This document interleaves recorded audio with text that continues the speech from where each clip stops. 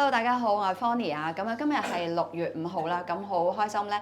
喺今日呢幾日咁挫嘅日子裏邊咧，我哋迎嚟我哋嘅即係我哋尊貴嘅，或者我哋大家嘅偶像就係黃國英先生啦。咁啊 Alex，咁啊大家俾啲熱烈嘅掌聲 ，Alex 好唔好啊？因為咧。今日港股嗰啲咧，即係如果大家今年賺好多錢咧，都應該係啲半新股㗎啦。咁今日就好似個股災咁樣跌10幾20%咁啊。咁啊呢排個美股咧都係輪住轉嘅，啲嘢都係即係連續3間好好嘅公司出個業績又好，但係咧都係大跌嘅，唔係少少跌，係跌10幾%。咁所以係咪有啲嘅窿味咧？頭先我都問阿 Alex， 咁啊我相信咧就大家今日嚟得咧，亦都好想聽阿 Alex 親自嘅分享啦。咁嚟得呢度咧，亦都因為大家知道我哋同 Alex 咧就係一齊出咗一個基金，有個 long fund。咁佢本身咧有個 hedge fund，亦都係做得好好嘅今年。咁我哋嘅 long fund 咧今年咧其實都差唔多接近20%嘅。咁個性價比咧對於我嚟講咧，因為我都係一個投資者啊，咁就係咧我唔需要你今日個市好啦唔好啦，只要我覺得我想買股票，我就買 Alex 個 fund，我就擺啲錢落去，咁就由佢咧就一個人嘅煩惱咧就係 handle 晒我哋所有嘅嘢。咁而且咧佢買嘅股票咧唔係淨係港股，因為港股咧 year to date 都應該係輸錢嘅。我記得我哋個基金10月2號出嘅時候咧，恒生指數係27,200，咁啊今日幾多點啊？大家有冇睇啊？係咪？咁啊都冇咗成2000點啦，係咪？咁啊但係我哋個基金咧都係賺10幾個%嘅，即係對翻即係上年即係 IPO 出嘅時候，咁所以咧為大家減低咗好多苦惱，咁啊同時咧亦都係可以賺到錢，咁outperform 我哋港紙可以買到嘅港股，咁亦都 outperform 有啲嘅 ETF 嘅。當然你攞隻最勁嘅 AI 嘅 ETF 嚟比就會輸啦，但係 AI 亦都係好似你見到而家個浪咁樣樣。咁你比起譬如呢個禮拜，咁我相信 Alex 都應該會跑贏嘅，因為佢波動好大嗰啲 AI 嘅股票。咁所以咧就係希望有一個專家，咁佢自己做基金咧，做咗差唔多20年，咁有個專家去幫佢睇住個股市，即係應該買啊賣啊，定係應該揀啲乜嘢嘅優先嘅好嘅有趨勢嘅股票咁啊？咁陣間阿 Alex 都會分享佢嘅睇法同埋佢嘅選股。咁之後我哋都會有 Q&A 嘅時間，係啦。咁如果大家對於黃國英嘅基金係啦有興趣，咁你記得咧就係我哋有個 QR code 嘅。咁你 scan 咗，咁將你嘅資料話俾我聽，我哋都有同事咧就同大家去跟進嘅。咁如果你係我哋嘅客戶，你亦都想知道阿 Alex 佢平時嘅 top 10嘅話咧，咁亦都可以揾翻你負責你個戶口嘅 RM 去跟進嘅。咁事不宜遲啦，我就唔阻大家時間，咁我哋熱烈嘅掌聲歡迎阿英 Sir，唔該晒。大家好，大家好，得唔得？得，大家好。咁就今日個時機就即係其實唔係咁好啦，即係講嘢的話嚇，即係我覺得就即係唔係好容易去估啊，即係或者講緊即係我俾個答案你其實都係亂噏嘅啫，講真係。咁就即係你去 judge 我講嘅理由或者你個 feel，你覺得啱唔啱嘅啫，講真。咁但係咧就咁我覺得就即係經過咗啲若干個月嘅呢個基金新開嘅即係個體會咧，就係你唔好亂咁去 sell 啲贏家股票，因為真係可以贏完又贏嚇。咁亦都唔好死攬嗰啲輸家股票，因為可以輸完又輸。咁即係呢個係即係要好小心嘅一件事咁樣，即係唔好即係諗住話啲股票好抵啊咁樣，跟住就死攬咁樣。好啦，咁樣即係開波就講下我哋嘅表現啦。咁就今年其實就升咗10零個%，咁其實即係就冇乜特別嘅。老實講，即係通街都有㗎啦嚇。即係雖然都未至於通街都有，咁但係就即係好多人都有啦嚇。咁如果行過去呢度亞洲區，譬如韓國、台灣咧，就直頭唔夠膽拎出嚟㗎啦。OK，咁就即係嗰度啲人全部都股神㗎啦嚇。咁就但係咧，起碼我覺得就係一樣嘢，就因為嗰個基金咧就。我哋唔可以冒太多風險啦，咁呢個回報就係風險嘅一個 function 嚟嘅，咁所以我哋冒咗險係少啲咧，咁所以嗰個回報少啲咧，其實係合理嘅，咁變咗就即係我覺得係即係大家買呢個基金嘅時候明白就係我哋唔係攞條命去搏，即係只不過係一個即係希望跑贏個大勢就算啦咁樣嚇，即係咁樣咯。咁當然你見到有啲人攞條命去搏都係冇乜特別啦。即係有啲主動型基金，但係就我諗就即係都會係大家要明，即係唔會話好似即係一般，因為其實而家咧，我覺得有一個其中一個趨勢咧，就係主動型基金咧會翻嚟嘅，我覺得。即係你去睇最簡單，你睇下台灣嗰啲主動型基金咧，其實旺到不得了嘅，而家係，因為佢哋個股市升得勁，但係佢啲主動型基金升得仲勁。咁啊，好容易就集到好多錢嘅，咁會形成咗咧。其實個市會更加之即係 volatile 嘅，即係會更加之波動嘅。你可以想象，即係 ARKK 當年旺嘅時候，個個抄功課一樣嘅。咁你喺一個再細啲嘅 market 嗰度抄功課咧，就會更加之旺嘅。講真，咁啊，所以就會越嚟越波動嘅。咁啊，變咗我覺得就。即係唯有就係你喺嗰個入市前要控制翻個風險，即係個注碼可能要個別股票要細啲啦，股票個數目要多啲啦。咁如果唔係，就你會比較上辛苦，即係可能好似而家咁樣，即係琴晚咁樣啦，好多股票其實你都係咁以就回10零個 percent 啦。即係頭先方利亞講嗰啲，譬如你Broadcom 啦，我哋有啦，咁CrowdStrike 我哋冇啦，咁但係都10幾個 percent 啦。咁就今日 Micron 又即係連埋個頂都計埋10幾個 percent 啦。咁就譬如今日 SK Hynix 有10個啦。咁你真係好容易嘅。咁你即係會係比較波動一個情況。咁所以我覺得就食得鹹魚抵一渴嘅。你見到嗰啲股票升得咁多咧，咁就波動性一定係高啲㗎啦。咁即係會係咁嘅情況，一個高波動嘅升市，咁都好過一個低波動嘅跌市嘅。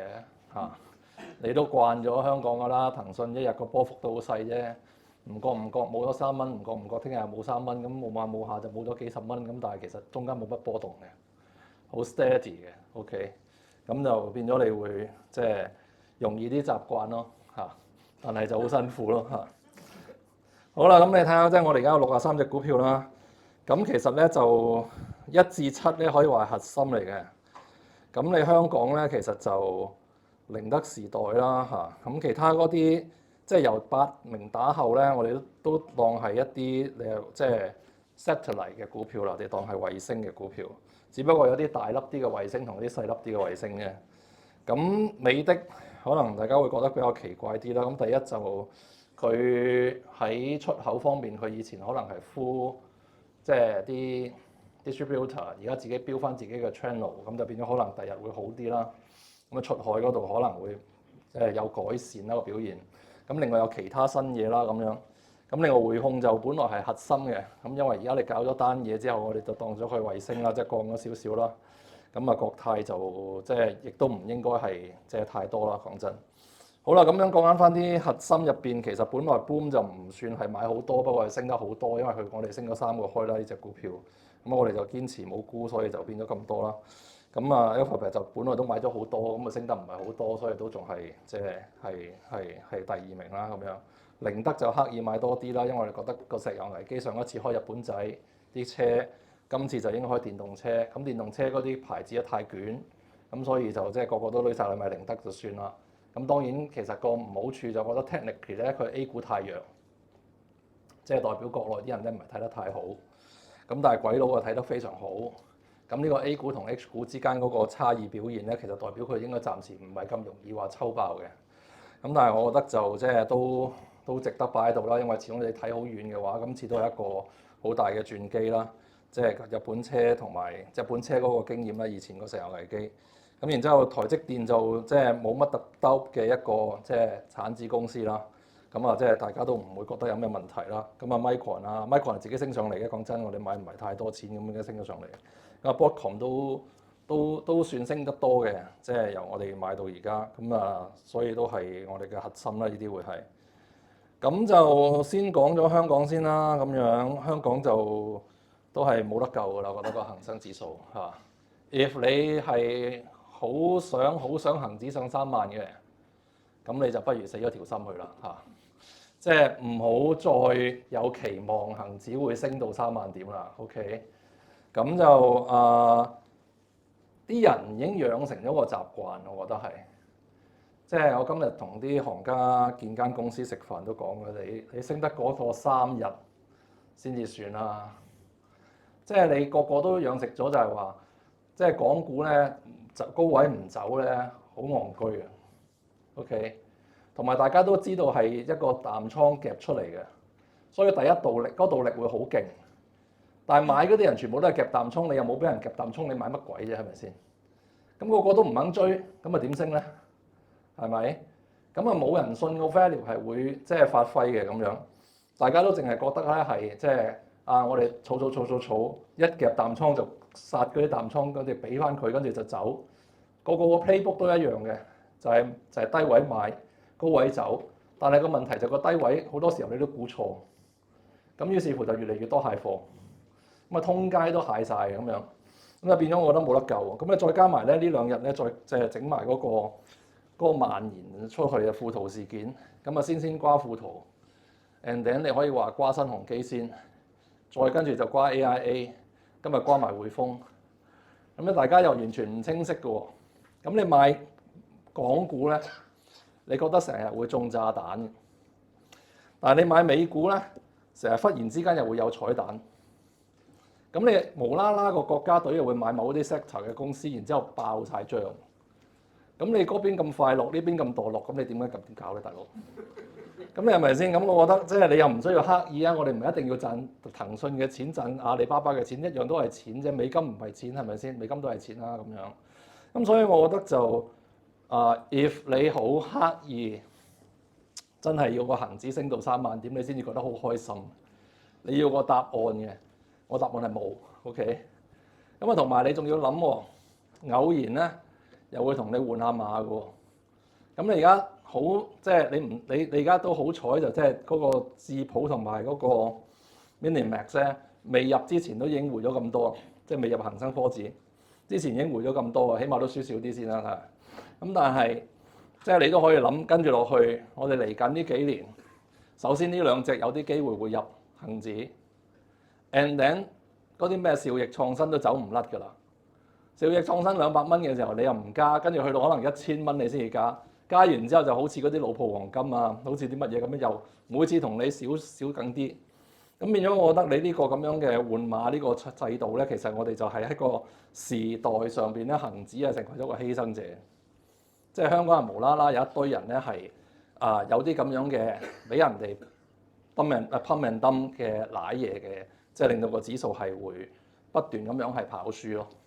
咁所以你見到同埋你個 anchor 唔夠 sexy， 即係你要當一隊波，人哋個主將係美斯 C 朗，即係 SK Hynix Samsung， 又或者係台積電，日本都唔係太叻嘅，日本個主將係 SoftBank 而家，咁你已經係撐緊一大截㗎啦。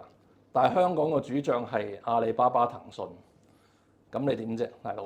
咁你點搞咧？咁樣，咁所以我覺得就即係你個主將好難去attract passive flow， 即係嗰啲被動資金流入去會比較少。咁然之後仲有一點就係即係連嗰啲美國嗰啲 research firm 即係 Synchrony 都出咗份 report 嗰陣時寫，叫大家買中國嘅話，記住要買 KSTR， 唔好買 FXI， 唔好買即係恆指，即係要去買 KSTR。佢話最好最大高 potential 嘅睇晒 KSTR。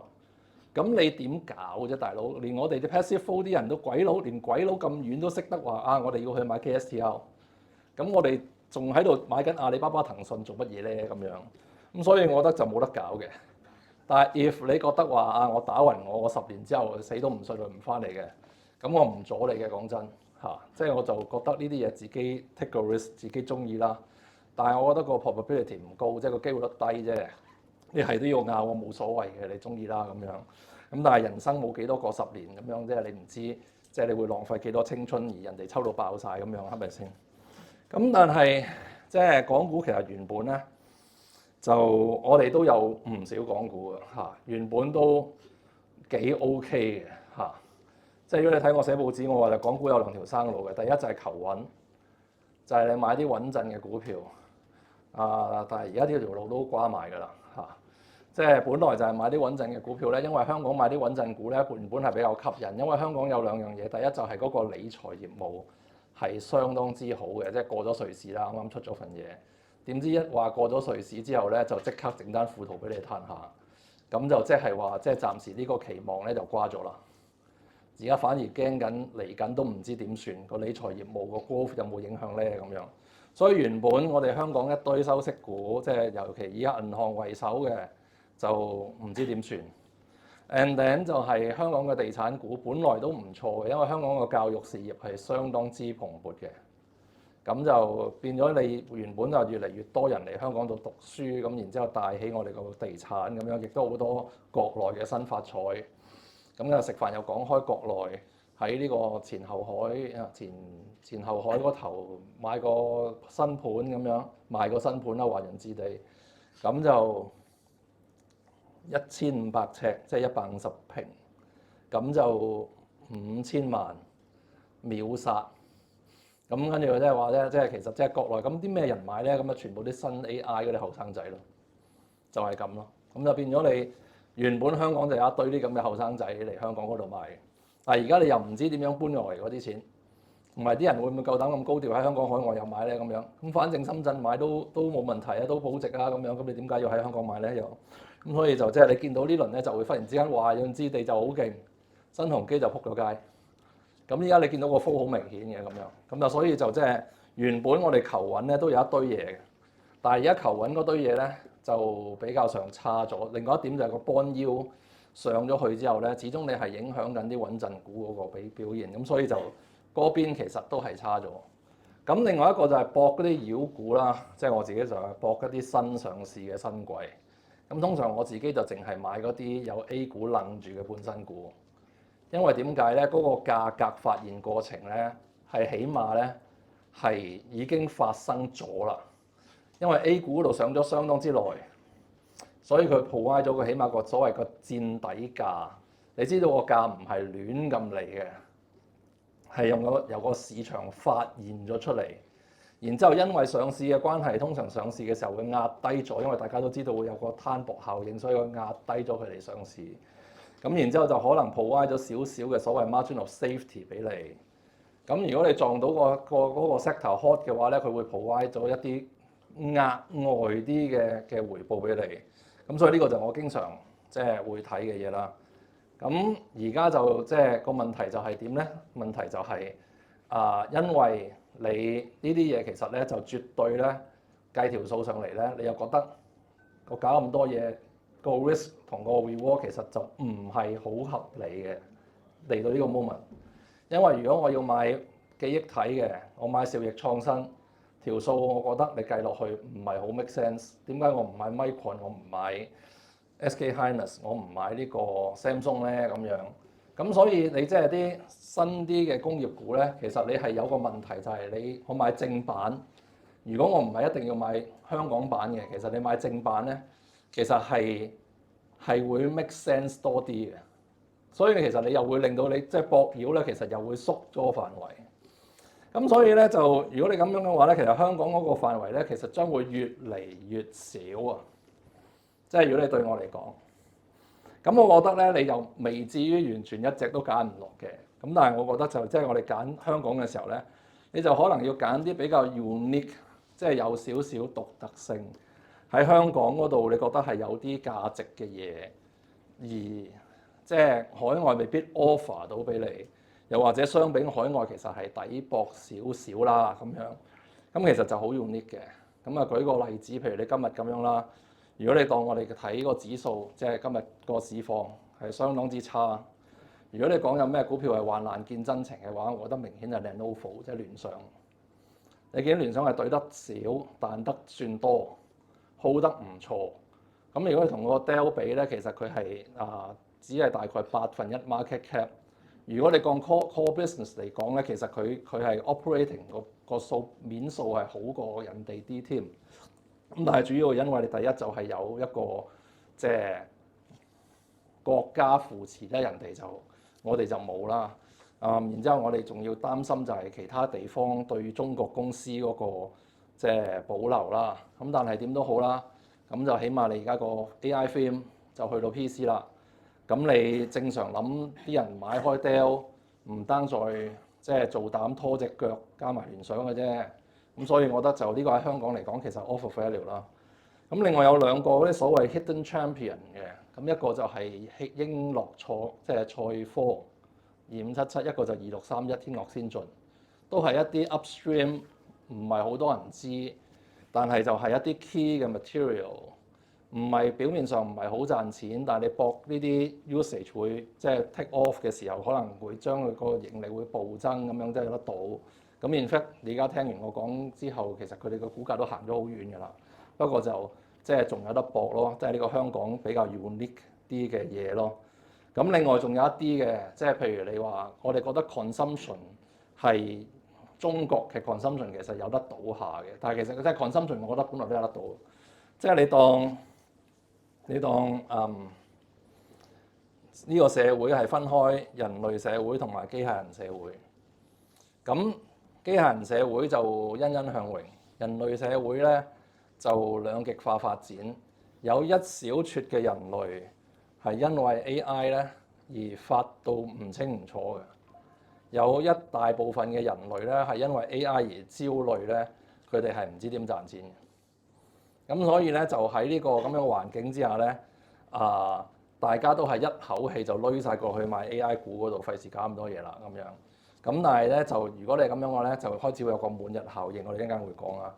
咁但係喺個即係我覺得你喺香港嚟講，即係如果你當係一個我哋用 diversify 嘅 portfolio， 即係令到我哋嘅分散投資咧。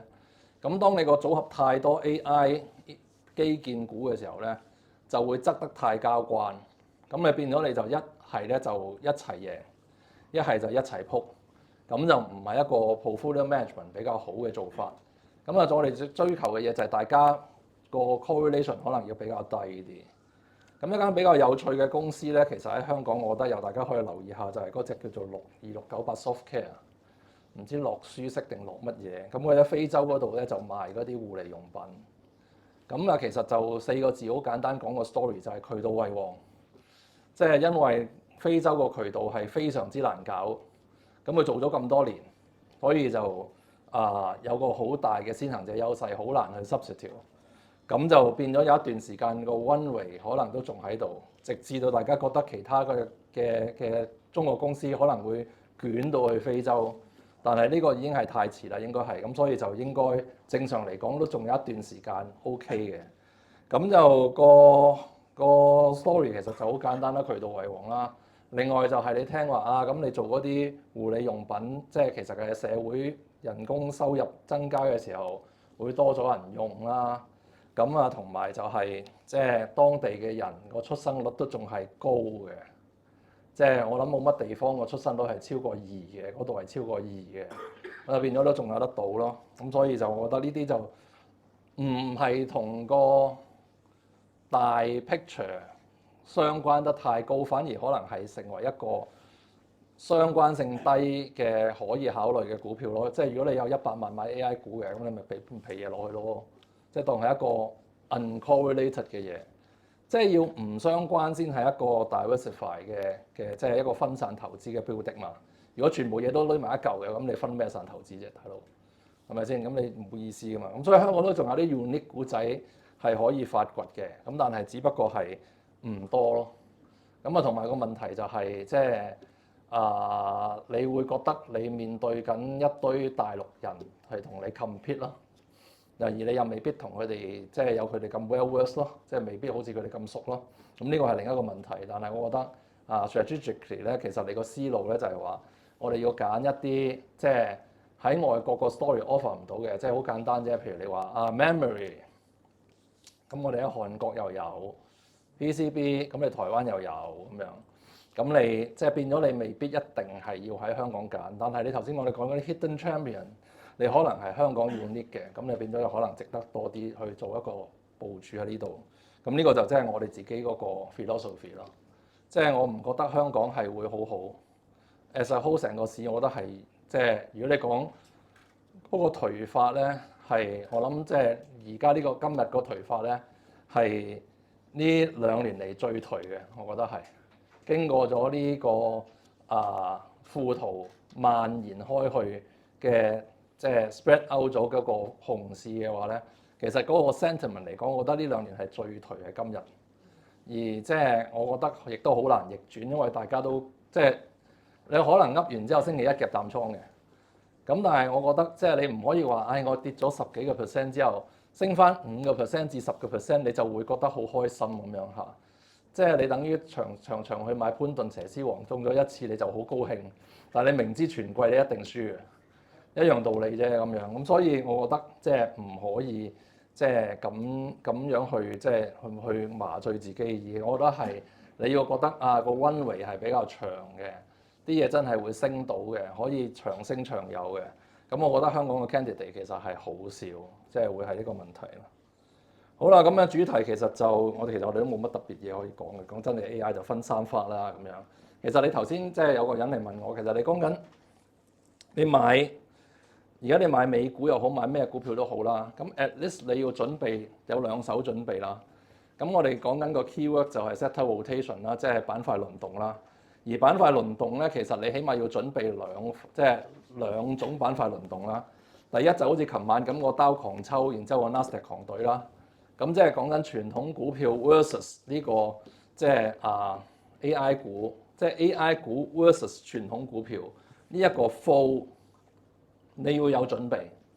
其實琴晚個 fall 當然有2個理由啦。第一個就係啲 AI 頭部公司，即係一堆 AI 嘅 hot stock。出咗業績之後，隊瓜咗，好影響個氣氛。另外一點就係琴晚個油喺度隊，啲人好明顯係有啲，其實琴晚嗰個Dow抽嘅時候，如果你睇翻個美金係隊緊，然之後嗰個 SET B 即係嗰個債券咧係彈，即係個債息係落，即係好明顯係 discount 緊伊朗嗰邊係會有啲好嘢。咁所以就個美金咪冧，個債又強翻啲，啲人就走去買傳統產業。因為佢哋覺得個 valuation gap 其實太大，即係要收翻個 gap 咁樣，就即係嗰邊就太勁啦，咁呢邊就太差啦，咁就變咗可以 rotate 過去嗰邊，咁就變咗你首先你要準備定偶然會出現一啲 sector rotation，就係由 AI 股轉翻過去傳統產業。咁第二個要準備嘅其實就再之前幾日發生嘅嘢，就係當啲軟件股好翻嘅時候，你就見到啲硬件股又懟到瞓街，因為兩邊個分差亦都係太大。咁所以你又要準備翻咧，就係 AI 嘅強勢股同弱勢股又會有機會有個 rotation 嘅，偶然都會有個 rotation 嘅。即係你個 playbook 上邊咧，你又要準備定，即係話有堆 AI 嘅弱勢股咧，偶然可能佢哋咧有股仔翻嚟嘅時候咧會好翻啲。And then 佢哋嗰邊咧又因為佢哋好翻啲，佢哋嗰邊又太高咧，又會啲錢掉咗去嗰邊。咁所以起碼有2個 rotation 咧，你係要有咗準備，而唔好俾佢嚇親。呢啲好正常。咁你覺得好 Q 煩？咁呢個好正常嘅，其實係。咁我覺得就即係你個做法就係一係你就包咗佢，即係你點都要有啲 traditional 喺度，有啲 AI 你覺得係 relatively 好啲嘅弱勢股，即係譬如好似係軟件股入邊好啲嘅。咁然之後就包啲你覺得係一定要有嘅硬件股做個核心，咁你就算啦咁樣，就唔好諗住你好型咁樣。每次 rotation 嘅初段你就可以跟佢一齊 rotate， 咁然之後跟住你就賺到盡嘅，喺個頂就懟咗佢，然之後低位又買翻其他嘢。你望下自己有幾多身家，你就知道自己唔係嗰種新手啦。OK， 即係你有咁嘅新手就唔係咁嘅身家啦。OK， 即係你要明白呢個道理先得㗎嚇。咁所以你就要簡單啲知道咧就係有呢種咁嘅 rotation 係好正常嘅。OK。咁就變咗你就唔好諗住話成個市會忽然之間有股災啊咁樣。譬如呢個 moment 都係嘅，今日都係㗎，個美金喺度懟緊，個啲 tech 股喺度懟緊，即係又係明顯好似琴晚個 fall 一樣，就係大家覺得可能 over the weekend 嗰邊可能係好翻啲嘅喎，伊朗嗰邊。咁其實你好簡單啫，如果你覺得即係你未必一定要幫襯我，亦都未必要做乜嘢，自己中意炒嘅絕對冇問題。其實你最簡單即係好似我都做咗 hedge fund，我都有就係我走去買過今晚嘅一個 call， 得啊，得唔得啊？唔得，咁啊琴晚都做咗呢樣嘢。咁你就買個就即係簡單啲就係買個 ES， 即係嗰個 S&P 嘅 call， 咁你就搞掂㗎啦。即係因為你即係就算 even 嗰啲即係啲tech 股會差，會 wait on 個 S&P 都好啦，起碼啲傳統股會幫佢晾住啊。咁 end up 就即係結果琴晚都有一轉係幾好啦。咁就上到7600幾，然之後今朝先再對過，因為今朝 Micron 出咗個鬼股先至對過啫。咁但係 anyway 咁就我覺得即係你可以用呢個方法就係話，同埋你冇諗住就係話永遠都呢個 flow。如果你要 manage 呢個 flow 嘅話咧，其實你就真係多數你要 monitor 嘅嘢咧，就係個債息同埋個美金，就通常就會行過睇到得個 risk appetite 大概係點。咁呢啲就應該要 mon 住嘅東西咯嚇。咁其實 in fact 個金都有啲 show 嘅，琴日譬如琴日咁樣個金 all the way 其實係升先嗰個市，即係喺個美國開之前個金其實都唔錯。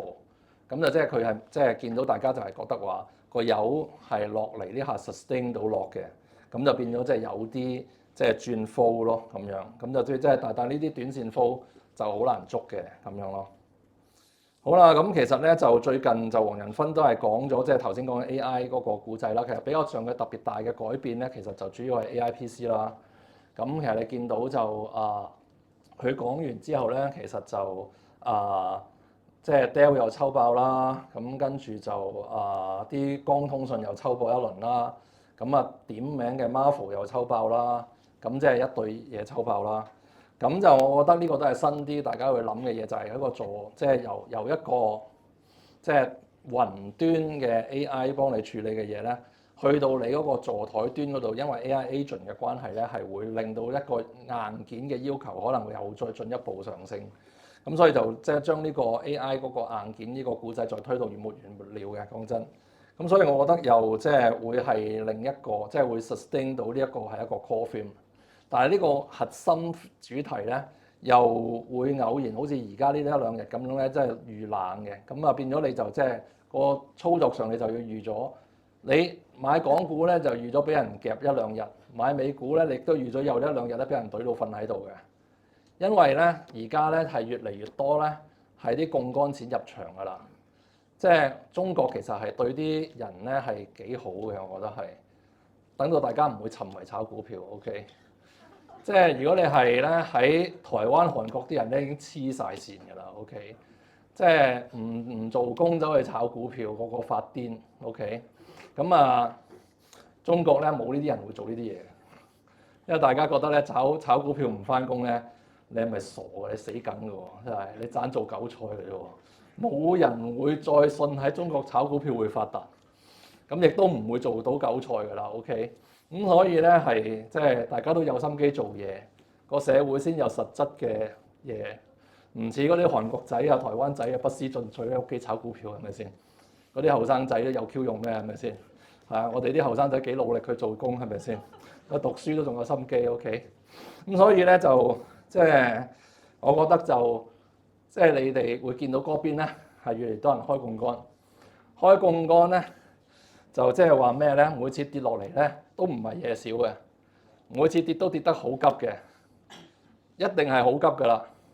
咁所以你就唔好俾一啲跌急跌咧，就覺得好勁嘅跌得，同香港一樣啫。每次升都升得好急嘅，你又唔覺得升嗰啲好急咧係好勁嘅，所以你就預咗一定會俾人哋夾鑊金嘅。即係兩邊都係嘅，只不過嗰邊咧真係越嚟越誇張嘅會係，因為越嚟越多人會開槓桿，呢個必然嘅。因為當你買股票好過印銀紙嘅時候，咁你點會話即係輕手啊？大家盡快求財智啦，係咪先？咁所以即係啲人已經癲晒㗎啦，喺韓國啊、台灣啲地方，咁變咗我覺得你要預咗嗰個即係情況會係咁。但係 anyway 咁，我覺得個 one way 係會因為 AIPC 係會拉長。咁就另外即係其實都係佢講啲嘢就頭先講啦，即係嗰幾樣嘢都係會喐。嗰個sorry，即係我行錯咗。咁另外咧就係軟件股啦。咁其實我覺得咧就經過咗今次呢一個業績期之後咧，好明顯咧個市場係轉咗風㗎啦，已經係即係 before 呢一個業績期之前咧，其實軟件股係非常之差嘅。大家會覺得話即係啲軟件咧就死梗㗎啦咁樣。咁其實都有機會都係有一堆嘢會死嘅，我覺得係。因為咧就以前咧軟件股嗰個 business model 可能好多都仲係 per seat basis，即係話你公司有10個人用就有俾10份錢，有個套餐咁樣啫，即係一人一份咁樣啦嚇，即係咁。但係而家咧就可能即係俾人炒嘅人會多咗，咁變咗咧買套餐即係買呢啲即係人數咧會少咗，即係一間公司入邊。咁就另外就係即係可能會轉做 result base 啦，咁所以就即係就算嗰間公司唔死，依然有價值，但係個 revenue 上邊有變數嘅可能會係，但係點都好，因為個差異實在太大啦。咁就同埋即係大家佢哋 deliver 出嚟講嘅故仔，可能有啲公司見到嗰個 number of seat 其實反而升咗喎咁樣，咁所以就你見到有一堆嘢係強咗嘅。咁呢個就我覺得係即係你就開始要諗啦，即係趁呢2日嗰個即係 CrowdStrike 幫你拉啲嘢落嚟嘅時候咧，咁其實你就可以考慮下嘅。咁其實軟件股咧就比較得意嘅，因為佢咧個 ETF 咧頭部係好重嘅，就係 Oracle 同埋 Palantir 其實係好重要。所以當 Oracle 同 Palantir 懟嘅時候咧，其實會拉低晒成個氣氛。咁所以你就 Oracle 同 Palantir 就未必你一定要買啦，因為其實就唔入我哋覺得話特別好嘅階段啦。但係如果你係真係買軟件股嘅時候，你可以睇見譬如 Oracle 同 Palantir 懟嘅時候咧，咁你就可以揀下啲你覺得係相對好嘅俾人拉落嚟嘅，因為 ETF 成個 across the board selling 嘅時候，可能會有啲 opportunity 出咗嚟咯。咁所以 AI 方面咧，其實就仲有一範咧，就係啲頭部公司啦，即係嗰啲負責俾錢出嚟嘅公司，就負責去即係 finance 緊嗰個基建嘅公司啦。咁嗰啲其實就好明顯係弱咗好多㗎啦。比起前幾年大家無腦買 Meta7咧，而家又唔係呢回事㗎啦。因為大家覺得咧，就你嗰個即係其實有風險嘅。即係 OpenAI 曾經係最出名嘅即係一個 AI name，但係其實你已經 Anthropic 已經 overtake 咗佢啦。咁變咗你即係證明咗你未必真係有一個先行者嘅優勢啦咁樣。咁同埋你始終你要埋單㗎。咁你而家去買嘢，即係買嘢嗰 part 係 sure 㗎啦。但係佢哋買完嘢之後嗰壇嘢點收錢就唔 sure 喎。咁你話 Anthropic monetize 係有啲好大嘅幫助。但係未至於話可以扭轉到令大家覺得買呢啲咁樣嘅頭部公司係好安全，咁所以呢啲咁嘅公司咧，大家就會覺得係都係弱勢嘅。咁我覺得呢個就即係基本上又唔使點樣搞佢住。咁所以我覺得就即係如果你當 AI exposure 嚟講咧，就多數我哋就覺得你揀啲好啲嘅軟件，揀一啲你覺得應該要有嘅硬件，咁就差唔多啦。好啦，咁跟住人類社會啦，人類社會就即係其實係我哋所謂一個滿日效應啦。即係日出效應啦，或者係即係話咧，大家炒股票咧炒到發 Q 咗笪啦，咁然之後多錢得滯，唔知點使，咁就去揾啲地方使下啦咁樣，咁就變咗你去刻意就去迎合啲富豪嘅口味啦咁樣，咁你就見到譬如即係就 Victoria's Secret 都抽爆咗啦，咁就即係呢個就即係就代表咗人類社會入邊未必一定係完全冇嘢可以搞嘅，但係我覺得就你嗰個諗法就係。向啲高端嘅，就唔好向啲低端嘅。咁就即係要係啲有錢人嘅。咁就有好幾隻選擇嘅咁樣，譬如即係我哋個分類有揸住少少嘅就係 MSGS 啦，即係Madison Square Sports 啦，即係全個世界入邊你可能好少機會可以 own 到一間 NBA 球隊啦，而嗰支球隊 happen 又打到去 final 啦今年。咁就即係就變咗有個好似個價值會提升啦，咁啊 Donald Trump 又去撐場啦，咁啊變咗你超有錢人，咁但係呢啲係貨老嘢嘅 ，OK， 即係老嘢咁樣，咁啊另外唔爭在 Manchester United 其實琴晚都出咗新高嘅，係啊，咁就即係變咗你就可能你下呢啲咁樣嘅嘢都新高咁樣，但係你有幾可即係英超得20隊啫，咁同埋你睇見。話個 management 可能終於都好翻啲咯喎，咁樣嚇，即係終於似翻啲樣啦，咁樣又有歐聯踢下咁樣，咁就變咗就即係可能呢段時間都會 ride 到一個 uptrend 啦咁樣，咁啊呢啲係老嘢嘅選擇啦。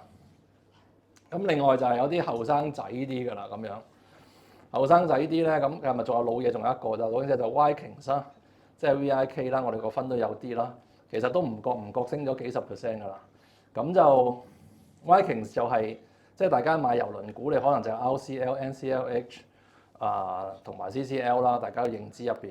但係 Vikings 係最高級一堆嘅，即係即係 Silver 即係 River Cruise 為主嘅，就再貴啲同埋好講呢個文化嘅，即係你個旅行嗰度。咁就其實就係一啲即係再 upsell，即係再貴啲人啦。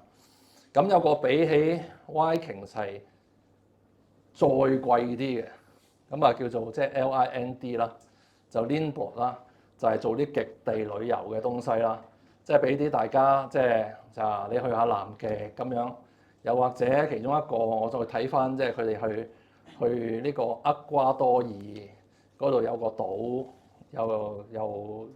又要有 license 先至可以 operate 嘅，咁就即係架船就好細架，但係就好貴。咁啲人嗰啲 customer 嗰啲 net worth 全部都可能係多錢過我咁樣嘅人，咁啊然之後仲要係佢哋係 repeat 嗰個 rate 係好高嘅，因為佢哋去完一次又覺得幾好，咁啊又去過。咁你去咗呢啲咧，你又唔會去 RCL 嗰啲 mask 嘅咁樣咯。咁所以就即係嗰個 stickiness 其實係高嘅，同埋俾啲有錢人又唔係好計較嘅。啱啱開始賺錢，咁就變咗可能啱啱 take off 咯。咁所以就有得搏下啦咁樣。咁呢啲就係即係所謂日出效應，就係話我哋揀一啲人要去，即係可能喺 AI 嗰度整咗間 startup 又好，炒股票贏咗都好啦。咁樣忽然之間好搭水。咁就變咗佢哋要使嘅地方啦，咁就呢個就係我哋嗰個 angle 啦，係啦。咁你覺得好難接受嘅，可能因為你賺唔到錢啫嚇。你揾到啲賺到錢嘅人，就會理解下佢哋嗰個 mentality，你就會知佢哋多錢到唔知點算咁樣嚇。咁就所以就即係會係有啲唔同嘅咁樣。咁所以我覺得咧，隻消費股就應該係行呢一個 category，就唔係行大家乜嘢啦咁樣。咁有啲親民啲嘅咁樣。咁我就即係覺得，即係我哋嗰個啱啱建咗倉㗎啦，呢個分都有，就係隻Xtep 啦。咁同埋飄馬就冇買嘅，被買嘅，不過飄馬都可以買嘅，我覺得係。咁就好啦。Xtep 就最主要因為咧，就當然係跑步啦。咁佢喺中國嘅馬拉松入邊咧，嗰個跑鞋嗰個即係嗰個 market share 係最高嘅，即係參與馬拉松嘅人。着 Xtep 或者 Saucony 咧，其實係最多嘅。咁大家知中年三寶啦，咁樣咁馬拉松係最親民啦，即係叫你去玩 High Rocks，你都覺得可能好辛苦啦，係咪先？咁好啦，咁就即係呢個係最親民嘅跑步係，咁就變咗即係可能 popularity 比較高啲。但係最唔好嘅地方就係咧，因為你去跑步啦，即係馬拉松啲人咧，其實你就可能覺得話班友去跑步。咁可能嗰啲要求高嘅人先着 Xtep 或者 Saucony 啫，咁啲要求低嗰啲普通人就未必着嘅。咁呢個亦都可能你咁樣 argue 都得嘅。咁所以咧你就應該去間鋪嗰度望下嘅。OK，咁呢間鋪咧就開咗喺 K11嗰度，惡魔嗰度開咗嘅。咁我就自己就所謂係咁意就去行咗一日，就唔小心使咗5000蚊啦。OK，咁就即係叫做調研下啦。同埋佢出年個高會多咗5000蚊啦。OK，咁就下一期業績會多咗5000蚊啦。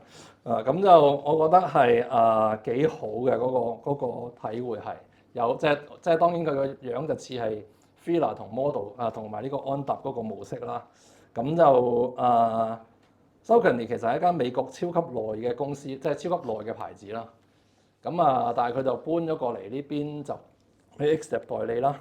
咁就咁我覺得係即係喺嗰啲專業同埋喺呢個 casual 嗰度咧都唔錯，同埋真係好多人買咯。即係我 happen 我去嗰日就好多人買咯。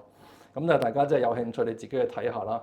個 price point 就大概係 casual 嘅話就少過1000啦，即係可能係600-700蚊已經搞得掂。但係如果你係即係跑步嘅話咧，就多數係千幾，即係等於接近未到安，但係就接近安嗰個啦。咁 in fact 安我哋都有買嘅，即係安我都覺得係 OK 嘅，因為安就如果睇翻第一期業績即係今次即係最近嗰期業績啦，其實嗰個中國即係亞洲區改善咗 margin 改善咗，有啲 turnaround 嘅跡象嘅，咁就變咗我覺得係有啲似係 OK 嘅。咁即係呢啲就係一啲即係大家覺得係親民啲，即係輕奢啦，即係叫做輕奢侈嘅東西啦嚇。咁就即係可以考慮下啦。Puma 咧就直頭有對鞋咧係 for HYROX 嘅，咁你就倒緊安踏入去之後，幫佢改善個 distribution，同埋安踏入嘅價錢係遠遠高過而家呢個價。佢 pay 個 premium 入去，咁但係單雕未過啦，咁可能有少少 risk 啦。咁但係我覺得就抵搏嘅，即係如果你覺得佢呢個牌子可能係由安踏可以 revamp 過，即係等於 Amer Sport 再嚟過嘅話，咁其實都可能有唔錯嘅 upside 嘅。咁我覺得就呢啲當係一啲又係 uncorrelated to 呢個 AI 嘅諗法咯。咁所以就即係我哋賭緊啲日出效應啦，即係大家炒股票贏咗錢，咁就即係如果你係散戶少少地嘅，就買對鞋啦咁樣。大戶就去下極地啦咁樣 ，OK，咁就變咗我覺得係真係有得諗嘅咁樣咯。咁所以我覺得就即係你可以考慮下呢啲就係所謂消費嘅 target 咯。咁就即係成個市嚟講咧，咁跟住就即係我覺得仲有一點就係即係你而家見到咧香港咧，其實就即係頭先我哋即係其實呢個應該擺前啲啦。其實就即係呢一件事咧，而家就好明顯咧，就開始 drag down 咗咧嗰個 EWH 嘅。即係以友邦為首嘅 MSCI Hong Kong咧，其實個指數咧係好大問題，而家係咁就變咗你成個 basket 咧都會賴落嚟嘅。即係大家忽然間對香港嘅睇法咧係，因為呢個財富管理呢個故事咧係有個疑點嘅。咁當然啦，即係你可以 counter 嘅，即係我覺得唔係我覺得，因為你覺得話啊呢個財富管理冇問題嘅。哦，咁你就冇問題啦，咁你就得去肥友邦、肥新鴻基啦，唔使諗啦咁樣，即係 OK 嘅咁樣，即係之後會得翻嘅，咁你就去肥呢啲啦。咁個好處就係照計瓜極有個譜嘅嚇，只不過係慢慢瓜嘅啫，應該係瓜完而家呢一兩轉之後，就應該個瓜嘅速度我估會減慢咯。咁啊，但係就應該正常嚟講就唔會咁快有得升咯。咁但係你覺得你要買嘅，我覺得冇問題嘅。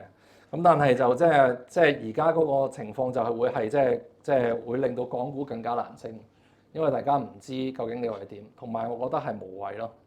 即係你唔需要我唔需要喺呢度賺錢啦，出邊咁多 story，咁點解我要一定要刻意喺呢度同佢硬拼咧？明知呢度難賺，即係有取分題你唔答，即係等於答考試一樣啫嘛。有啲送分題你唔答嘅。係都要答最難嗰題嘅，咁你點搞啫？咁樣係咪先？即係你就浪費緊你嗰個時間咯。咁所以我覺得就即係而家呢個係我哋嘅困局咯。咁但係就即係你中意嘅，咁我絕對唔阻你嘅嚇。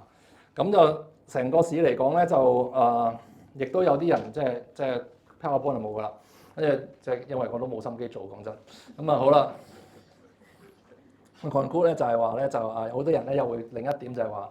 SpaceX 上市，跟住咧個市就會吹爆佢，跟住爆 Q 咗咧，咁跟住大家就冇晒心機。咁我覺得你就太睇低我哋啲人嘅，講真，即係你覺得我哋頭腦非常之簡單，然之後咧就即係見到 SpaceX 上市好興奮，咁跟住瓜咗好沮喪咁樣，咁跟住就瓜晒咁樣。咁你邊有咁易啊？講真，同埋你諗下當年即係 Facebook 上市之後跌咗一半。咁你仲記唔記得當時有個市係點啊？你唔記得晒，淨係記得後尾個市抽到爆機嘅啫。講真，係咪先？即係呢啲短線嘅 event，你咪睇得咁重咧？其實就未必嘅。最重要係啲公司可以真係可以持續去增長，或者係更加多人去買咁樣啦。咁所以我覺得就即係你唔使咁樣諗咯。咁當然 SpaceX 你又問我，咁你整唔整啊？我話絕對唔會整嘅，OK。因為我覺得咧就無謂嚇，即係呢啲等於潘頓騎獅王一樣。咁即係你去買，我唔阻你嚇。你可能好興奮，話佢騎足10場好勁，全部都咁係個 reflect 咗咯嚇。咁我覺得又唔需要搏咯，亦唔一定要去嗰度搏咯，又唔一定話我要搏咗呢個先特別型咯嚇。即係我又唔需要同啲後輩講話，我當年炒飛 X 幾多型啊咁樣，唔使噶嘛，係咪先？算啦，我哋過咗嗰個年紀啦，係咪先？你都唔見我同你吹話我買 Facebook 贏幾多啦，係咪先？即係冇意思噶嘛，即係好啦，咁就即係我覺得係呢個係唔會好似啲人咁樣講話，即係谷起個市，然之後抽爆佢，跟住就死晒啦咁樣。咁我覺得就唔會嘅，但係咧就會個市可能會有啲 fall 嘅轉變啦，即係可能會 drag down 一陣間啦。咁但係就即係我覺得都係睇翻究竟你覺得個 AI 嗰個 infrastructure 嘅故仔，頭先講嘅日出效應嗰啲點樣？咁即係其實都係睇住某啲標的啦。咁我覺得就成個 AI theme 最大嘅問題就係究竟啲金主啦，因為其實我哋頭先講就係機械人社會同埋人類社會。機械人社會係由呢個金主去即係贊助嘅，嗰啲金主就係 Google 啊，即係 Meta 啊嗰啲公司。咁嗰啲金主會唔會開始有機會會縮咧？咁就要 monitor 住啦。所以呢個就係金主嘅態度，就係其中一個要留意嘅地方啦。咁 in the meantime 當然係唔會啦嚇。咁但係就你要小心，即係始終都會啦。咁另外就係就算個金主係想嘅，咁但係你 execution 係咪咁 smooth 咧？係咪咁流暢咧？咁樣你話要起個 data centre 係咪真係起得咁快咧？係咪即刻攞地、即刻起開工、即刻批、即刻入機、即刻 cut 著個機、即刻撳個掣、即刻 run 咧？咁樣咁未必㗎嘛，大佬啊！咁如果 execution 過咗陣間，忽然間發覺原來唔係咁順嘅，咁跟住佢吹話啊，咁跟住我哋可能因為嗰啲嘢都唔係乜嘢，咁啲 capex 實使咗咯。咁你而家又使唔到咁多錢住喎，大佬你我想開張 check 嚟講，你都起唔切啦，大佬。咁啊變咗你又要褪多一年，本來2027嘅變咗2028嘅。咁你好啦，咁大家又見到 defer 咗嘅，咁你咪撲街啦 OK。咁所以咧你都要小心，呢個係另一個 risk 嚟嘅嚇。咁但係 in the meantime 又未有啦 OK。咁我叫你 bear in mind 自己製造啲嘢要留意小心啫，冇叫你話即刻要小心嘅 OK。咁所以就即係我覺得係要 bear in mind 有啲咁嘅情況咯。咁就同埋即係我覺得你喺操作嘅時候，你要留意翻，除咗我頭先講即係有兩種做法啦。第一種做法就係你事前入市嘅時候，你要準備定一個比較上分散投資嘅東西啦嚇，同埋你個注碼上你要控制住啦。咁事後嘅咁其實就通常咧，我哋即係你見我今日其實雖然都冇乜心機，但係又唔使死得好慘，即係個樣咧就係因為咧其實過去嗰2日咧都走緊啲嘢嘅，OK，趁佢好嘅時候走緊堆嘢，咁而家又有啲錢可以買下嘢，咁就變咗你有個選擇咧，你就冇咁頹嘅，因為跌落嚟咧淨係得個沽字咧就好冇癮嘅，咁你可以選擇啊，唔係喎，SK 可能試咗10個可以加注喎，咁樣，咁你又會開心啲嘅，OK。咁所以就變咗你喺 trade 嘅時候，你要得閒咧，就趁佢好嘅時候，又要捨得走下少少嘅。咁你又會覺得話 sell winner 唔係咁好喎，咁樣，咁你就冇人叫你 sell 所有 winner 嘅。我個做法就係我會 sell 啲 non-core 或者係 sell 啲 extra shares 嘅嘢，咁就變咗就你會令到我有個 target 嘅 cash level，即係如果佢太過吹得起嘅話，咁我就會降翻低少少我個 exposure，咁就令到我個 risk 係 manage 到咯。咁所以你喺操作嘅時候，基本上你就要留意，即係風險管理其實係事前同事後都兩個都有兩個 aspect 去做。咁呢兩個 aspect 點樣做咧？就即係你要留意翻咯，而唔係淨係話啊我買完之後打死霸就咁樣，我成隻手得隻阿里巴巴咁樣，呢啲就好明顯就搞你唔掂啦嚇。咁就變咗，我覺得係你要留意翻而家嗰個波幅一定係會增加，就因為越嚟越多人係會參與。香港人你唔會感受到好多人會參與，因為香港人係即係你感受唔到個市係好癲，但係你韓國、台灣、美國都好癲㗎啦，講真係。咁就變咗咧，就即係當地嘅人咧，就必然係賭得大咗。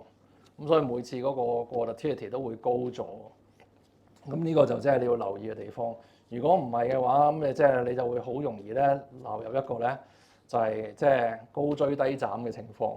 即係你諗住威權1000蚊死唔去啊，咁啊跟住攞啊950你就開始懷疑人生，跟住剪 Q 咗佢，咁你就得個餃字嘅啫。OK，咁就變咗，我覺得你一定要即係小心自己跌入呢種陷阱，即係話每次覺得話我要有呢隻股票，跟住就走去高位追，然之後跟住咧就低位又斬 Q 咗佢，然之後高位又追過，低位又斬咗佢，咁呢個就會令到你喺個牛市度輸到你嘔電。咁所以你就要有翻個即係你正常嘅注碼、正常嘅分散正常要有 conviction 嘅股票先好買，咁你就即係保佑你唔會死得太慘。咁呢個就即係咯，即係應該咁樣操作咯，亦都係少少我哋嘅 failure 啦。你覺得我哋呢啲人即係都不務正業，即係幫人哋炒股票，何德何能啊咁樣，咁就即係變咗即係其實就當然我都覺得呢個係即係天下第一呃錢嘅行業嚟嘅，OK。咁但係就即係咁都唔係完全冇價值嘅，OK。咁就所以我覺得係即係我講咗嗰個 tricks 俾你啦，咁你自己留意嘅地方啦，咁你咪自己去咯咁樣。搞唔掂先算啦，咁樣搞得掂咪唔使嚟咯，係咪先？冇問題嘅，呢啲係即係反正我都冇乜所謂嘅，講真。咁啊即係咁，但係我覺得係即係唔好覺得有個所謂牛市或者熊市咯，係冇㗎啦。而家有好多地方牛市，亦都好多地方熊市嘅。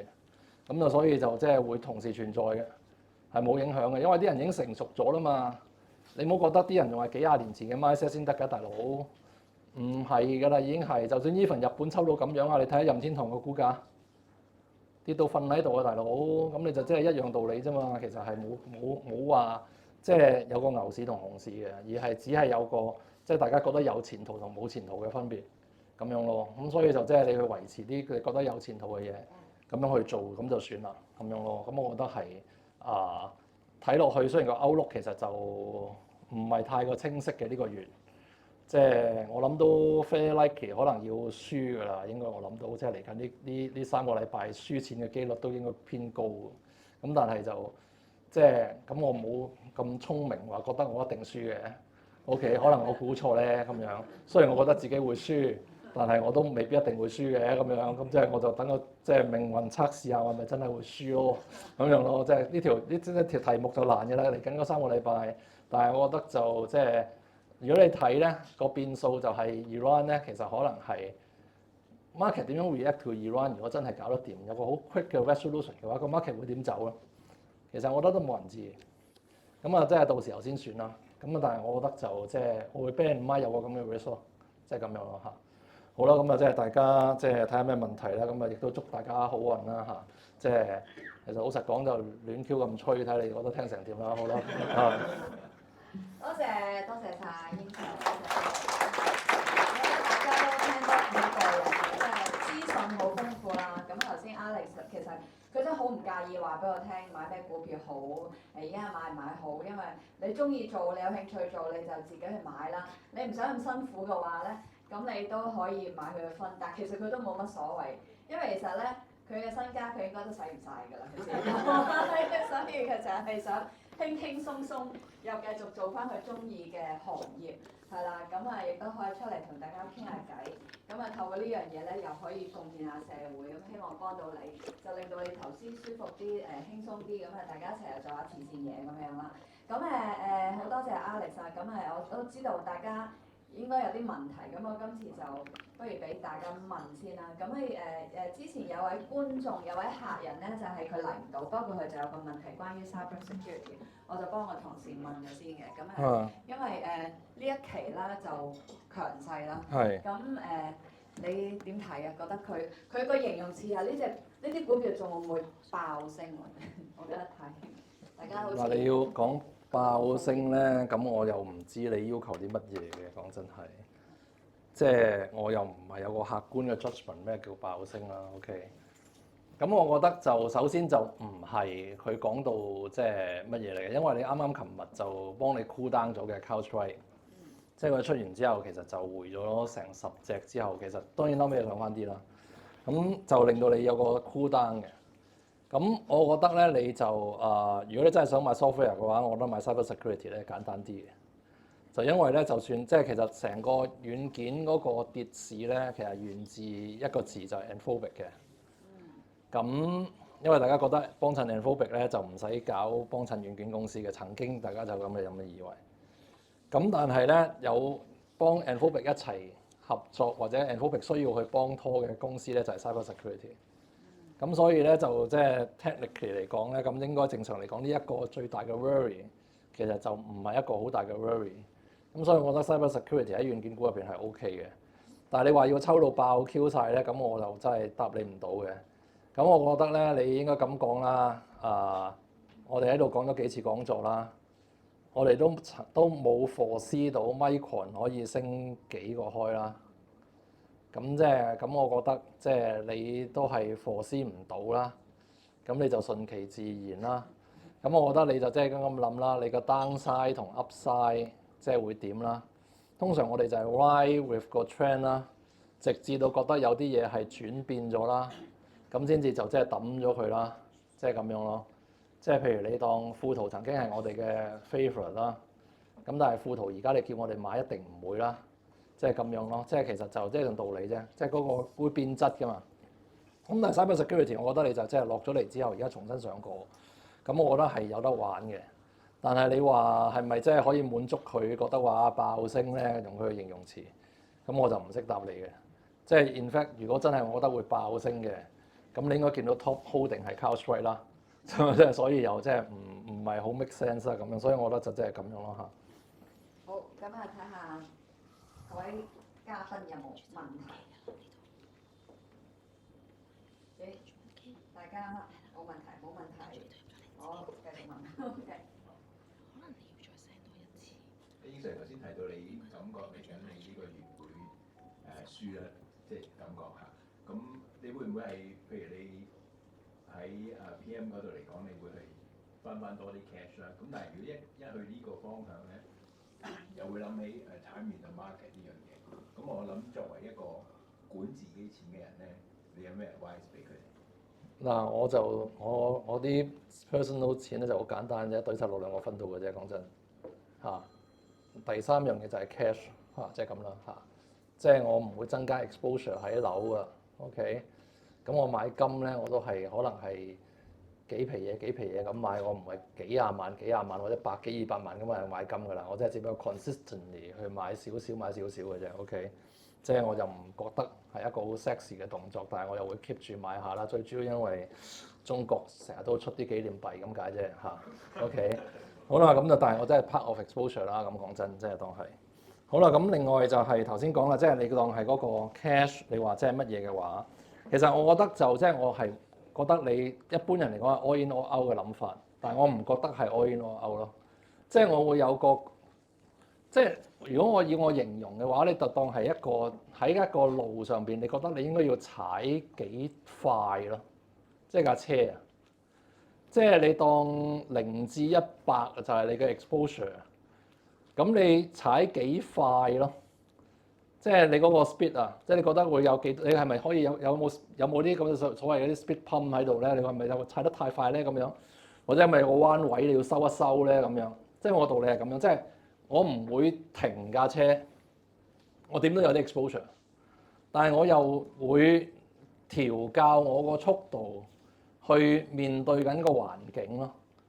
咁我覺得你即係我個 judgement 就係話，即係我如果覺得我個市係有危險嘅，我係需要係 raise cash 嘅，就可能你係話我 raise cash 可能就係10、20、30、40嗰種咁嘅諗法咯。但係就我唔好少，我極少，就算 even 我覺得我應該呢個月都係瀨嘢多㗎啦，應該係。咁我就唔會話100% cash 跟住就算啦，因為我覺得即係呢個係我個 gut feel 啫。我多數我都唔係多數嘅，我都有機會錯嘅。OK，咁就變咗我覺得係即係你面對一個強勁嘅對手環境入邊，你咪縮一縮先咯。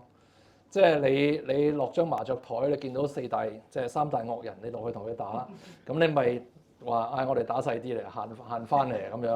咁但係如果你覺得喂幾條魚腩啊，大佬唔好講咁多嘢，咁打大啲啦，係咪先？個道理一樣啫嘛。你個環境嗰個問題，但係你即係你要調教翻，即係我哋唔係諗嘅方法就係我哋要 all in all out 咯。我就覺得唔需要 all in all out，all in all out 係太過自大嘅一個行為。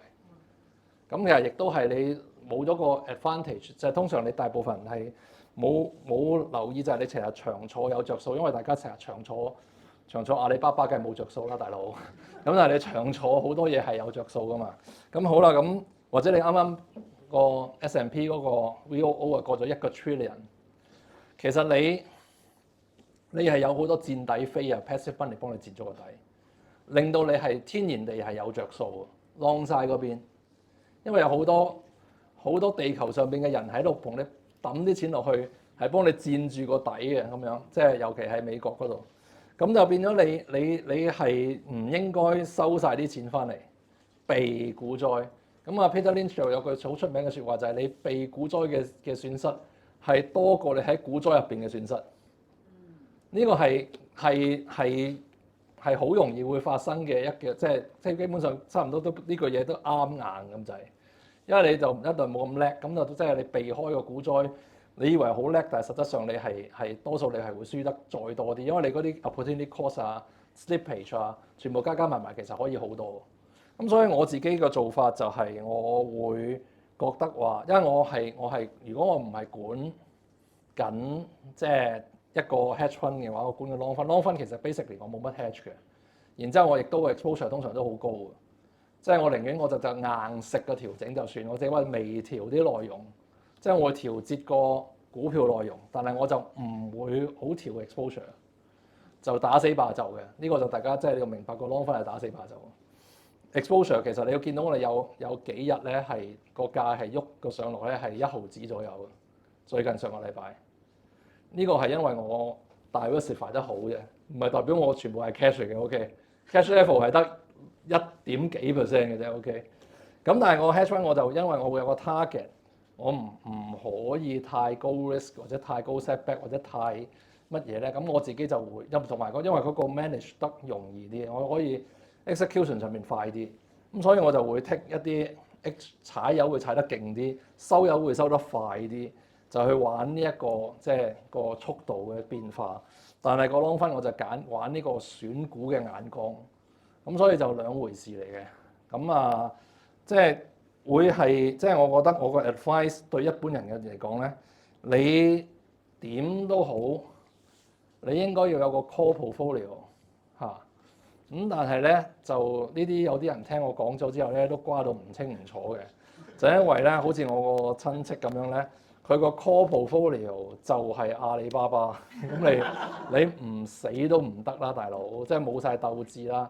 咁我又唔知點解佢會走去買阿里巴巴嘅，講真係，因為我從來冇叫過佢買阿里巴巴。OK，咁就但係佢就攞咗去買阿里巴巴啦，咁樣，咁就所以就即係冇辦法啦咁樣。咁但係即係你會揀即係遇人不淑，跟住就瓜咗啦。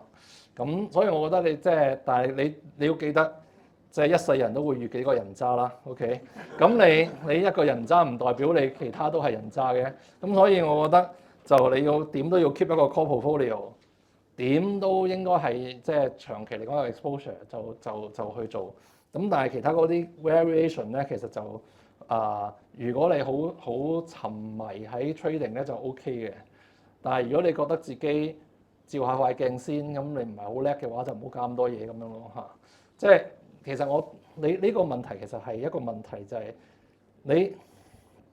譬如我哋講緊打籃球，你係斑馬定係你係黃國英，大佬有兩個唔同嘅答法啦，係咪先？你係雲班野馬嘅話，頂咁你好易啦，係咪先？你係我嘅話，梗係好難啦，你明唔明啊？即係但係佢會咩個樣睇到好似好易噶嘛，一樣道理啫嘛。即係好似好易嘅嘢，其實就好似其實就係好難咯，係啊。好開心聽 Alex 好多精彩嘅形容詞，我仲記得頭先有講咩炸彈同埋彩蛋，令到大家一定記得。你好，英 Sir，我想問下咧，頭先講即係因為富途事件啦，大家遠離港股啦，咁但係有啲收息股，即係可能大家最著名嗰啲中海油啊、中移動，其實係咪而家都應該係要走為上着咧？又未必嘅，咁我覺得你影響係實質業務上影響嘅，我覺得係，即係你而家 target 影響嘅嘢就係我哋驚緊，我哋而家驚緊嗰個唔係嗰個 flow 嘅問題，係講緊間公司 quality 嘅問題。即係個 flow 咧，咁我覺得個影響就不大嘅，就你頭先噏嗰啲，因為絕對同嗰個大陸嗰個你同嗱，如果你當係紫金江西銅有啲驚，因為佢驚緊 foreign acquisition 嗰度有啲驚，呢個係一個 uncertainty。但係中海油我唔覺得佢會有啲乜嘢嘢，因為 oil 而家可能係一個非常 key 嘅 resources， 你有得買啊應該要買咁樣啦，變咗我覺得佢唔會去亂咁搞中海油。咁所以你 name 呢啲著名嘅即係標的嘅話咧，其實我覺得你個 mentality 就係，我覺得你應該睇究竟呢一單嘢係會唔會影響間公司嘅 fundamental， 即係話我哋喺香港嘅理財業務會唔會好大影響咧？咁樣，我哋香港保險業務咪好大影響咧？我哋香港買一手樓嗰個 flow 係咪好大影響咧？咁而呢個影響係咪會影響好耐咧？咁樣呢個就係我哋而家面對緊嘅問題。咁而家就因為大家冇答案，就大家因為冇答案嘅關係咧，係會放大咗嗰個 worry 嘅。咁所以呢段時間咧，其實佢應該係會即係會差一段比較長嘅時間。咁你就即係其實個做法就係好簡單啫，你咪 monitor 住佢。當你又發生一啲事嘅時候，你咪衝入去咯。又或者你覺得佢再跌多啲，佢俾你嘅 margin of safety 足夠啦，你咪攆入去咯。即係唔好理啦，新鴻基100蚊冇得輸㗎啦，OK。雖然都仲可以輸，咁但係就我冇得輸啦，OK。咁我衝入去啦咁樣。咁即係會係一個咁樣嘅做法。咁我覺得就你唔係我哋唔係睇係個 flow 嘅問題，而係睇緊公司個 business 嘅 quality 嘅問題。即係我覺得要 judge 嘅嘢就係個 business 嘅 quality 嘅問題，而唔係要 judge 嗰個 flow 嘅問題咯。即係如果你 name 嗰啲收息股係個 business 個影響唔大嘅，其實我覺得真係影響不大。但係如果你講緊個 business quality 影響咗嗰啲，另外嗰啲就其實你跌得嗰啲金啲嘅，因為嗰啲金啲嘅原因，因為大家覺得係 hit 佢個 business 啊嘛，咁所以就即係呢個係有唔同咯嚇。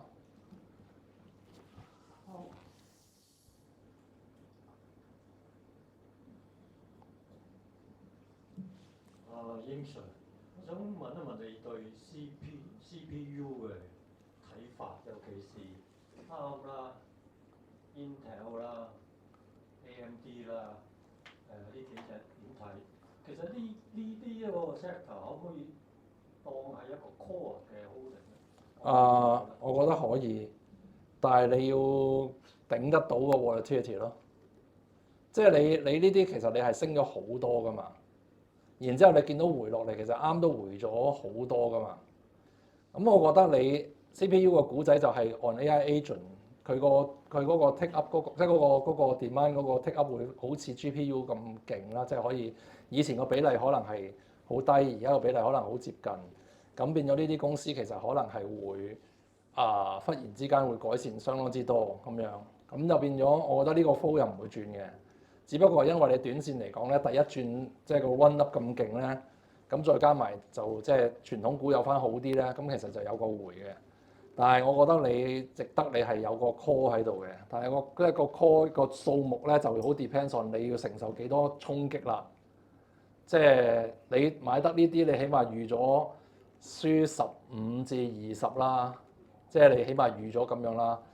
即係你唔使講啊 ，SanDisk 都係啦。SanDisk 我琴日先同個記者講開，咁佢嗰陣時聽我講完之後，咁佢出咗業績之後應該跌咗20%啊，即刻，跟住就震走咗，咁跟住就後尾冇買翻，咁啊結果就因為佢唔順超，然之後買其他嗰啲補翻，咁但係即係你會預咗會有咁嘅情況咯，因為呢啲唔係一啲好低波幅嘅股票。即係變咗你要小心呢樣嘢咯，但係我覺得我自己覺得係應該 OK 嘅，即係我覺得係要有咯，即係咪要有？即係我覺得你值得係擺落去搏咯，但係你要小心就係你唔好話買得太大咯，最主要係咁啫嚇。頭先佢嗰3隻，你會比較覺得邊隻？通常呢啲問題我叫你買晒佢嘅啫，真係係啊，即係唔好搞咁多嘢嚇，即係通常你黑起上嚟就係即係就係咁噶啦，即係即係。我諗你唔賭馬啦，講真係，即係你一賭馬場你就會明㗎啦，即係通常你買1拖2就開嗰2個咁樣，一係道理啫，即係咁咯嚇，即係3條飛都要慳1條，咁你做乜嘢啫？係咪先？即係咁咯嚇。OK，咁譬如頭先佢問開 CPU 咁啊，另外memory 都係頭先你講 MU 嗰啲炒定好興合合啦，咁韓國嗰2隻都係今日有個好大嘅調整啦，咁你覺得即係？值唔值得去買翻咧？即係喺度。如果你唔怕死嘅，咁我覺得就其實而家 even 呢個 moment 我覺得有得搏嘅。即係如果你真係唔怕死嘅，你咪今晚 EWY 咯嚇，咩都好啦嚇。因為我覺得你嗰個 background 個 backdrop 咧，其實係似咧係唔太差得，但係當然今晚有 non-farm 啦，最大問題係即係 non-farm 之後可能會轉咗個 flow 啦。但係你純粹以而家個樣去睇，即係以其他嘢個多拿或者係嗰啲其他嘢去睇嘅話，其實嗰個 sentiment 係唔係太差，咁就我覺得就有得搏嘅。咁但係個問題就係即係搏輸嘅機會都唔係太細嘅，即係如果你真係輸嘅話，你咪有另外5至10% 咯，仲要係即刻見咯，咁你就即係睇下頂唔頂得到咯，呢啲係。咁但係你肯去 take risk in 有 return 嘅，即係你永遠唔肯去 take risk 嘅話，永遠都冇 return 嘅。咁就即係所以，我覺得你要明白咯，呢樣嘢又係即係 return 係一個 function of risk 咯，即係一個風險，你要冒風險先至要有回報，你唔冒風險就唔會有回報。咁啊，我覺得即係我哋要 judge 嘅就係個風險同個回報係咪合理呢個比例，即係個賺賠比係咪合理啫？咁我覺得如果你講喺呢個 moment，你今日 correct 完之後，你以個市勢嚟講，我覺得衝入去係抵博嘅。但係即係尤其你錄咗啦，咁可能星期一就好瘀㗎啦。OK，咁所以就我覺得係即係抵博直博，但係即係你要預咗話我即輸10% 嘅嘢有咁嘅即係咁樣嘅準備咯嚇。好，咁對於我嚟講簡單啲，當我想買嘢嘅時候咧，就點分散風險，揾啲叻過嘅投資專家就性價比高啲。係應 Sir，我想問下咧，咁大陸嗰啲電力設備股咧，譬如東方電器嗰啲咧，咁呢排都弱翻，咁其實個前景係咪可以？唉，咁中國呢啲其實我覺得你即係好人好姐，你喺即係一個 sector，除非好 unique 嘅啫。如果唔係嘅話，盡量都喺出邊買啦。我都係即係英 Sir 話要買啲絕對龍頭啊，世界級。即係 unique 啲啦，即係起碼即係你喺中國嗰度，你覺得好難揀，即係或者你講緊即係出邊揀唔到類似嘅嘢，譬如你天樂就係對標 Wolfspeed 啦。咁我覺得天樂係抵博過 Wolfspeed 啲啦，咁樣咁所以就即係有得諗啦。咁所以我覺得即係你係即係股仔上 OK，但係我覺得即係如果你講東方電機咧，我就即係有個分享就係我最近即係呢1-2年，我同啲中學同學即係成日都 renew 啊見翻啦咁樣。咁我上一次即係有個中學同學，我今年最近見過一次，再之前見嗰次係1-2年前啦。咁嗰陣時佢問我有咩股票好買，我叫佢買東方電機。當時候咧係12蚊，咁但係咧我係差唔多接近係賺1毫子都賺唔到，因為佢折磨咗我實在太耐啦。咁跟住咧我就即係冇賺到咩錢就走咗，跟住結果就 end up 就去到40蚊啦。In fact 有間證券行仲聽我老點就組織咗一個團去睇東方電機 and 佢啲 friend。即係電力設備 trip 係佢聽完我老點之後走去買嘅。咁嗰陣時 in fact 如果你嗰陣時去買嗰啲美國嗰啲即係嗰堆股票咧，贏得重金，即係咩 OKLO CCJ 嗰啲咁，其實贏得重金。咁你 in fact 我覺得咧，你講緊即係好人好姐咁，你嗰邊啲股票而家 correct 緊落嚟，咁你即係雖然嗰邊 correct 得少啲啫。咁但係我覺得即係最大嘅問題就係你買呢邊咧，你啲 friend 係好少嘅，即係你明唔明啊？即係一般嘅香港嘅散戶咧，就未必好有興趣去買東方電機。好啦，咁你嗰台麻雀係咩人打咧？就係好似我老點咗個證券行，佢帶嗰啲基金經理行家去睇嗰啲嘢啦。咁嗰堆人咧就〜佢哋會比較熟啊，比較知幾時走啊，比較知個公司最近發展係點啊，咁樣即係你嗰個對手嘅 level 咧係高啲嘅。呢個點解我覺得點解你買中國股票其中一個蝕章嘅地方，就係因為你唔似喺韓國、日本、台灣或者美國咁樣，好多啲 no-brainer 衝入去嘅嗰度係，即係佢哋好多㗎，好多㗎。即係佢哋唔使佢哋嘅 KOL 同你噏一堆嘢，跟住唔好理啦，係肥啦。咁啊，即係佢旺開就肥啦咁樣。咁啊，即係會好多呢啲嘅。中國嗰啲咧，其實你睇見，哇大佬咁你點入啊？嗰啲咁嘅嘢，即係割韭菜喎，揾笨嘅喎，咁樣又唔識嘅喎。咁我哋即係一般香港嘅散戶都仲係，即係可能而家都 advance 到下一個 stage 就係寧德時代啊、Minimax 智普嗰啲，咁都已經香港2件嘅啦。OK。咁就即係 I mean 你嗰個對手嘅 level 咧，其實係高啲嘅，所以我覺得點解即係你即係我哋話博妖股都好啦，其實你喺呢度博妖股咧，其實係蝕章啲嘅，因為你嗰個即係 dumb money 嗰個 ratio 咧係偏低。所以你俾我嘅話，雖然你覺得我有個好正嘅 idea，OK，咁但係我覺得即係第一你要好似我嗰陣時咁樣，你即係要有足夠嘅耐性。第二就係你要明白你處於一個相對不利嘅地位咁樣咯。咁我覺得係即係有呢個問題咯，會係嚇。好，咁啊，我又問下啦，因為頭先阿英 Sir 講到即係早幾日個市開始跌，你都即係攞咗啲 cash 翻嚟，就準備即係跌市可以買嘢。我又想請問你，你諗住因為 AI 都有好闊㗎嘛，係咪？即係電力設備又好啦，即係芯片又好啦 ，memory 又得 ，CPU 又得，GPU 又得。咁啊而家炒 Marvel 嗰啲咁樣，即係黃仁勳嗰個系列咁又得，咁好多都跌咗落嚟，都跌得多呢兩日。咁你會其實呢個答案咧又唔可以咧就 apply to all 嘅。呢個答案其實我就講緊視乎我個 portfolio structure。Okay. 即係你即係我哋又舉個例啦，你當利物浦而家要執嗰隊波啦 ，OK。咁我又要當究竟佢缺緊左後衛、缺緊前鋒定缺緊翼鋒定缺緊邊個 ？OK，你要執個咩翻嚟嚇？咁我第一琴日做嘅嘢就係我買咗 Hermes 同埋買咗 MC，即係呢個 LVMH， 因為我覺得我缺普通人嘅 luxury， 咁我覺得我缺呢份。咁即係你頭先講嗰啲，譬如我已經一堆 memory 啦，咁我又缺啲乜嘢咧？咁樣咁就變咗我要諗我要缺啲乜嘢，我先至懟落去啦咁樣。咁如果嗰個分嘅話，我覺得你即係以一般人嚟講。如果你以 AI infrastructure 嚟講咧，其實 memory 始終都係比較友善啲，同埋我覺得因為咁啱今次嗰個 driver 係 Micron， 即係佢跌落嚟嗰個 driver 係 Micron 帶起嘅。今日啦，即係今日我意思係，咁就變咗你 memory 咧，其實係可能係即係重災區啲、底薄啲嘅。咁我覺得就即係同埋佢始終佢嗰個 valuation 上面其實係親民啲嘅 ，OK， 同埋你理解上邊係易啲嘅。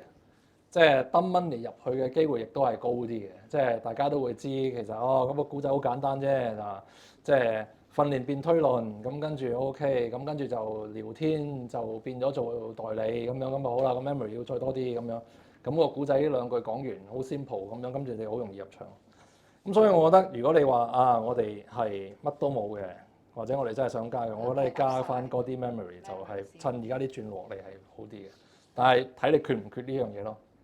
即係要缺呢樣嘢嘅話，咁你即係唔缺嗰樣嘢，你就可能要考慮翻你買啲唔缺，即係缺翻嘅嘢咯，即係補翻個 portfolio。即係我自己嗰個考慮唔係純粹去睇究竟我係覺得邊啲係最好，而係我要同而家現有嗰個組合嗰個架構嗰個 risk profile 係要有啲 complement 先得，係咯，即係咁樣咯嚇。係，所以如果咁你頭先講到今個月有機會輸嘅，即係就算剩翻個3個禮拜，即係代表緊你都擔心個市啦。你最擔心係點？唔係，我覺得風險啫嚇。又如果我最擔心自己亂嚟啫。OK， 即係呢個我覺得係比較上即係危險嘅嘢啦。咁係即係我諗你始終你每次懟落嚟，你都唔知個 correction 有幾深嘅。咁即係每次都化險為夷啫，咁但係你始終都驚嘅，同埋今個月咧其實始終都多 index 咧係會 reshuffle 嘅，咁通常都有好多 technical selling 會嚟緊㗎啦，咁呢樣嘢亦都係會有啲問題嘅，咁所以我覺得就即係會有啲咁咧，同埋個波動性係會偏高嘅，因為頭先我講其實個 market 有個聚焦點喺嗰個，即係我覺得除咗大家聚焦喺AI 股仔方面，其實個伊朗嗰邊其實都開始有啲真係有啲喺個市勢上邊係浮現緊啲 expectation 出嚟。咁我又唔知個 expectation 如果錯咗個市又會點咧？咁如果啱咗又會點咧？咁樣咁其實未必一定係話伊朗搞掂，跟住就大家一齊歡呼咁樣，未必嘅，因為可能大家覺得話搞掂咗之後油價累咗落嚟。咁跟住啲人嘅消費力釋放，咁跟住就嗰啲 consumer stocks 就捱咗好耐，啲油價忽然之汽油價跌咗好多，大家個 pocket money 多咗，咁去懟落消費股啦咁樣，咁忽然間可能嗰啲咩 Costco 啊、Walmart 抽爆咗，咁錢又冇多到，咁大家要買 Costco、Walmart，咁你就調錢喺嗰邊調過嚟，咁啊變咗你可能懟咗啲升得多嘅東西，咁可能有咁嘅跡象噶嘛嚇。咁你講下講下就可能買翻啲 Costco、Walmart 嘅 call 啦，係咪先？即係咁樣嚇，即係 I mean 即係有咁嘅機會噶嘛，未必一定話啊件事解決咗之後個市就 across the board會好，因為可能因為大家有個 valuation gap 咧，其實可能反而係會有啲即係搖搖板嘅作用。咁所以我覺得就即係你始終即係有好多唔知佢會點 react 嘅嘢，咁我覺得就即係雖然嗰啲係 short term 啫。咁但係嗰啲 short term 嘅嘢都會影響你嗰個心情㗎嘛，即係你見到 Micron 由呢個位跌到10個 ，Costco 忽然間升咗10個，咁你要人都癲㗎嘛 ，OK，咁你就即係會有啲咁嘅即係問題咯。咁所以我覺得係你要即係我覺得係要留心，就係話即係嚟緊有啲變數咯，啲嘢係啊。係，好多謝 Alex 啊，咁亦都提翻咧，就係如果你真係喺呢個跌市裏邊或者呢個浪裏邊，當你想加股票又唔想咁辛苦咧，咁啊可以又即係你想跟 Alex 嗰啲股票，但係又唔想自己咁辛苦去買咧，咁啊可以問翻我哋啲同事咧，就點樣再加翻多啲即係 Alex 個份，因為我見好多客其實都有加，即係當你想買股票嘅時候，你唔想自己咁辛苦，你就可以做呢個動作，咁有個性價比，唔使自己咁辛苦。咁另外，如果你想收到今日嘅即係 Alex 講座嘅 notes 咧，咁我有個投資顧問阿 Frankie 咧，跌咗，我撳翻個掣。係啦，會係啦，幫我 take notes 咁樣咧，就係跟住同大家分享翻啲精要嘅，咁所以就喺你哋張凳前面都有個曲喺度嘅，可以。係啦，填翻個 questionnaire。咁我哋嚟緊每3個月就希望阿 Alex 又會同我哋分享啦。咁每個月我都會訪問下佢啦。咁最新嘅睇法。咁因為 YouTube 我發覺 subscribe 咗佢都唔一定係即刻俾你睇。咁所以我哋就你報咗名，咁我哋有你 email 咧，咁我哋就會 broadcast send 翻俾大家。咁所以如果你已經留過 contact 咧，你就唔需要再留啦。咁咧就慳翻你啲時間，但係你未留過嘅話咧，咁我哋冇你嘅 contact 咧，咁我哋就可以 send 翻俾你啦。之後，咁咧就大家應該問晒大家想問嘅問題，因為我前嗰幾次嘅即係個講座咧，其實 Alex 講咗好多 AI 嘅話題，咁我覺得即係大家應該手頭上好多，亦都好認識。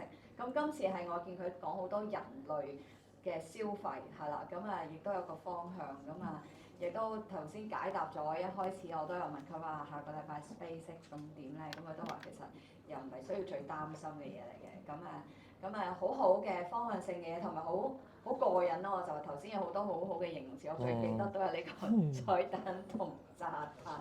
大家即係形容我哋嘅股市真係慘係啦。咁大家唔想咁辛苦，就揾 Alex 幫手啦。咁可以揾我哋同事幫手。咁就今日多謝 Alex 嘅時間，謝謝大家。